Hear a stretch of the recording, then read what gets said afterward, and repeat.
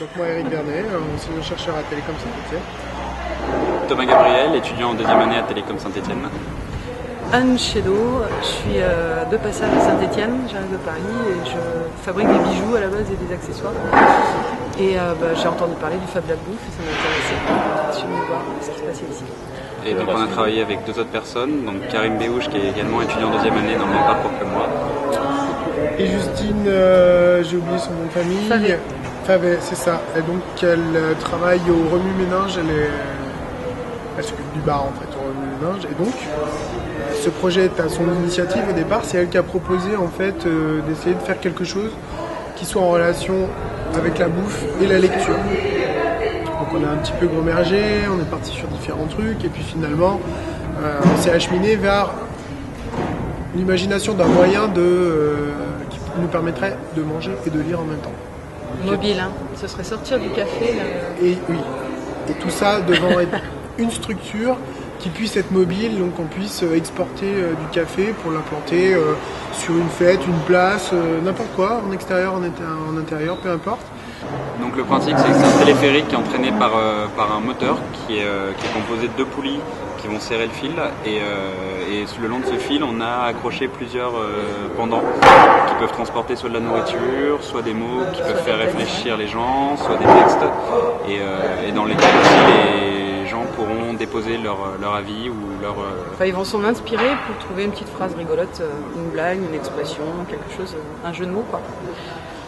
Dans le carnet qui sera l'issue pour retourner à la lecture.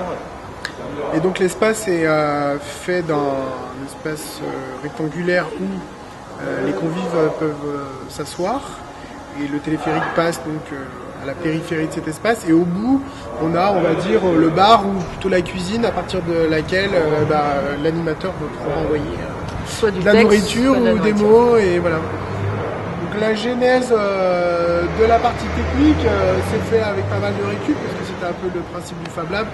Voilà, donc le moteur c'est un moteur de mélangeur à la base. Ensuite on a quand même fabriqué des pièces avec l'imprimante 3D. Il nous manquait à partir de l'axe du mélangeur, il a fallu qu'on refasse quelque chose qui puisse se plugger dessus. Donc on n'avait rien, on avait le choix soit de le faire avec du bois, du métal et de ça. On est parti sur l'imprimante 3D, ça nous a permis de tester un peu de nouvelles technologies qu'on ne connaissait pas. Voilà, d'apprendre des trucs et puis de par essai-erreur, de voir comment on allait dimensionner notre système mécanique, parce que finalement c'est de ça qu'il s'agit. Donc voilà, les réglages ça a été vraiment du test. Ça a été fait petit à petit. Donc il y a la partie commande du moteur. On tombe bien. Et la partie commande du moteur, c'est tout simplement un interrupteur qu'on a récupéré dans notre appareil et qu'on a branché sur le câble. Donc branchement électrique, on va dire assez simple. Mais on a fait une platine. fait comme on peut. On a fait une platine pour que, du point de vue de l'animateur, du barman, du cuistot, en fait, ça soit quelque chose de simple à utiliser. Voilà. On peut réguler la vitesse? Non. Non, on ne peut pas réguler. Mais bon, c'est déjà pas mal. Les problèmes qu'on a eu au niveau mécanique, on ne pensait pas que ça serait si compliqué. Au niveau de l'adhérence du câble, de la vitesse de rotation, enfin il y a eu plein de trucs à gérer en fait. On n'a pas forcément des formations comme ça. La partie électrique, c'était plus facile. Mais on a déjà commencé à réfléchir à la structure finale, et comment on va pouvoir mettre en place quelque chose qui soit démontable, transportable et en même temps assez solide. Donc on s'est déjà projeté pour la suite quoi.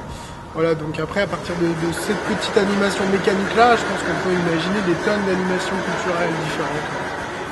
Ça peut se développer, se décliner, enfin il y a plein d'options selon les thématiques, il y a moyen d'agrémenter, de changer, de transformer.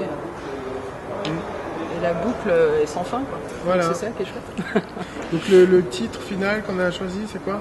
Alors c'est l'atelier Mots et Grumeaux. Mots et Grumeaux.